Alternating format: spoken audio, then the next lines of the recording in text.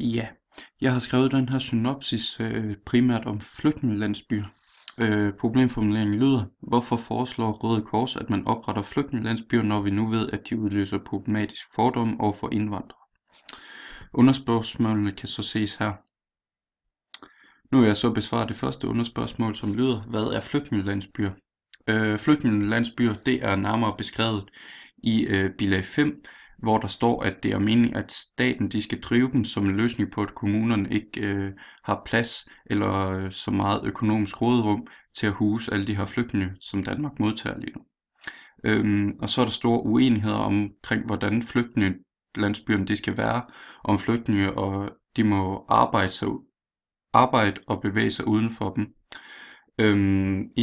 Dan Jørgensen han siger blandt andet i bilag 6, at flygtninge de godt må arbejde uden for flygtningelandsbyer, og at børnene de godt må gå i dansk folkeskole, mens Martin Henriksen, som er modsvarende udlændingeordfører for Dansk Folkeparti, mener, at flygtninge kun må arbejde inden for flygtningelandsbyer, og at børnene ikke må gå i dansk folkeskole. Så har jeg så andet underspørgsmål, som lyder: hvilke holdninger har Røde Kors, Dansk Flygtningehjælp og lokalsamfundet til oprettelsen af flygtningelandsbyer? I bilag 1 fortæller Anders Ladekarl, som er generalsekretær for Røde Kors, hvordan han mener, at flygtningelandsbyer de vil være en god idé. Og han understreger blandt andet, at de skal være midlertidige, og at de skal integrere flygtninge, og at de ikke skal bruges til at skabe segregation. Han siger blandt andet: det er her, man skal starte dansk undervisning og relationer til civilsamfundet og arbejdsmarkedet.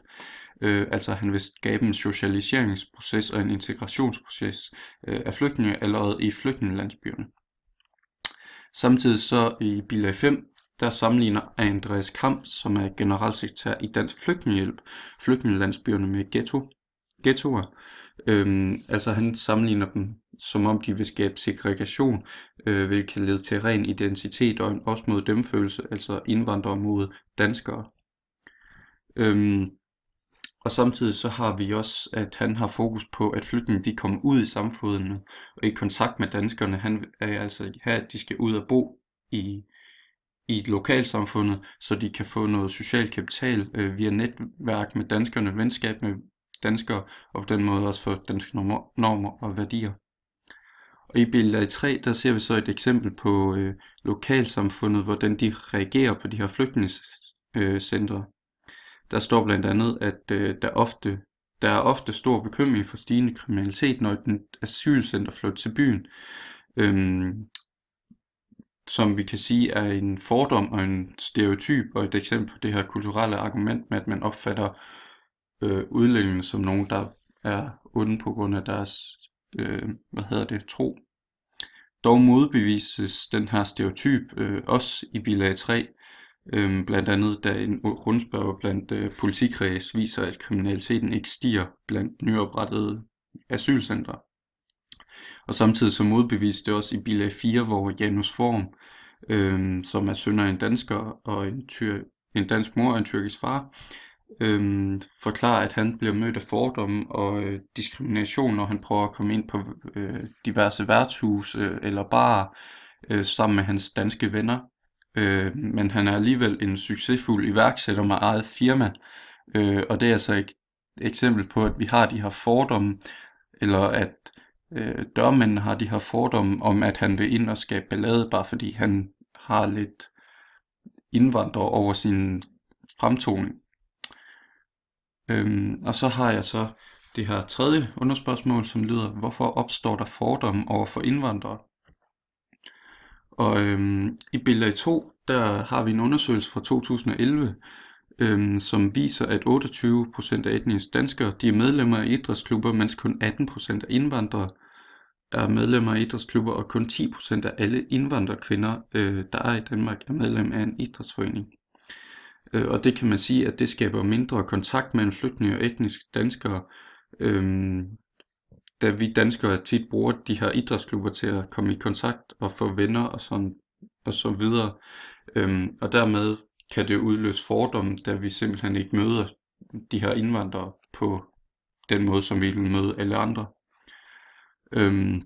Og samtidig så er det et eksempel på det traditionelle og det senmoderne samfund, hvor indvandrerne kommer fra det traditionelle samfund, hvor de er mere familieorienterede, hvor vi i det senmoderne samfund hellere vil fokusere på os selv og individet, og derfor ud og dyrke den her sport med os selv og øh, socialisere os på den måde, i stedet for bare at fokusere på familien.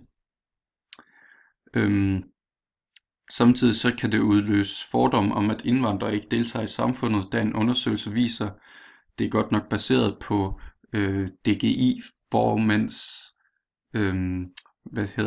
hvad de lige tror, eller sådan cirka, hvad de opfatter det som, men at der kun er under 2% af alle frivillige i hele DGI's foreninger, som er indvandrere.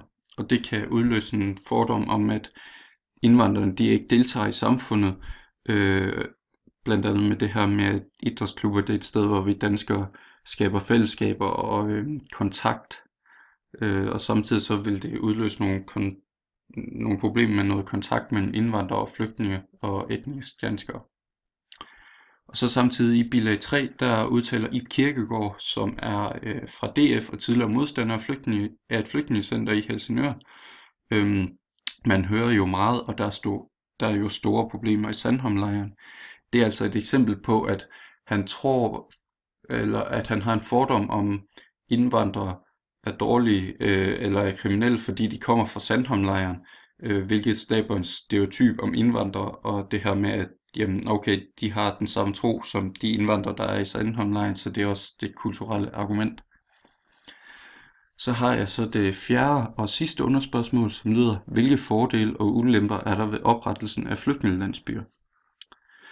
Her i bilag 1, der understreger Anders Ladekarl, som jo er generalsekretær i Røde Kors, at de her flygtningelejre, de skal være midlertidige, og der skal være fokus på integration, og at indvandrerne skal ud i samfundet og være sammen med danskere og have nogle forbindelser, selvom de bor i den her flygtningelandsby. Men det kommer i meget høj grad til at afhænge af, hvordan flygtningelandsbyerne kommer til at være, som det er nærmere beskrevet under spørgsmål 1 og i bilag 6. Hvis det bliver sådan, at de bliver meget lukkede, så vil Andreas Kram siger, meget muligt blive til virkelighed, og det vil være en stor ulempe ved flygtningelandsbyerne, da han mener, at de vil skabe en ghetto, og dermed får vi ikke den her kontakt mellem flygtninge og etniske danskere, som kan være med til at undgå skabelsen af fordomme og stereotyper som indvandrere, eller om indvandrere. Det kan der også blive en fordel med de her flygtningelandsbyer, da de kan medvirke til, at fordommene de bliver fjernet, hvilket vi blandt andet kan se i bilag 3, hvor Ellie Hansen, som er tidligere talsmand for bekymrede naboer til et nyt asylcenter, som er primært ældre, udtaler, at de er søde, rare og hilser pænt på gaden. Og det er altså om de asylsøgere, der er kommet til det her asylcenter. Og samtidig så siger hun også, at de laver ingen ballade. Så det er altså et fokus på, at hun har mødt de her mennesker, og så er hendes fordom om dem blevet fjernet. Og så kan man samtidig også sige, at hvis man opretter samarbejde mellem flygtningelandsbyer og idrætsforeninger, for eksempel ved hjælp af de puljer, som lige nu står ubenyttet, som Anne-Marie Lydok nævner i bilag 2, så vil man kunne få indvandrerne ind i det her fællesskab i idrætsklubber og idrætsforeninger, som vi danskere bruger rigtig meget. Så er jeg nu nået frem til min konklusion på min problemformulering, som jo lyder, hvorfor foreslår Røde Kors, at man opretter flygtningelandsbyer, når vi nu ved, at de udløser problematisk fordom over for indvandrere?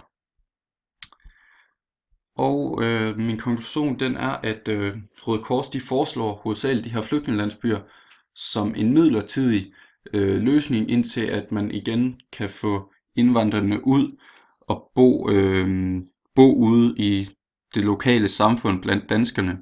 Og samtidig så skal integrationen starte her.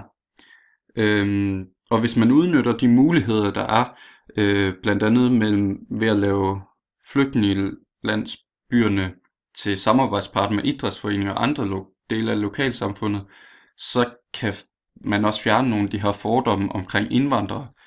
Men det kræver jo, at de her flygtningelandsbyer, de bliver åbne. Så hovedsageligt så kan man sige, at de her flygtningelandsbyer, de kan blive rigtig positive, men det kan også gå den anden vej, alt efter om de altså bliver åbne eller lukkede, så at sige.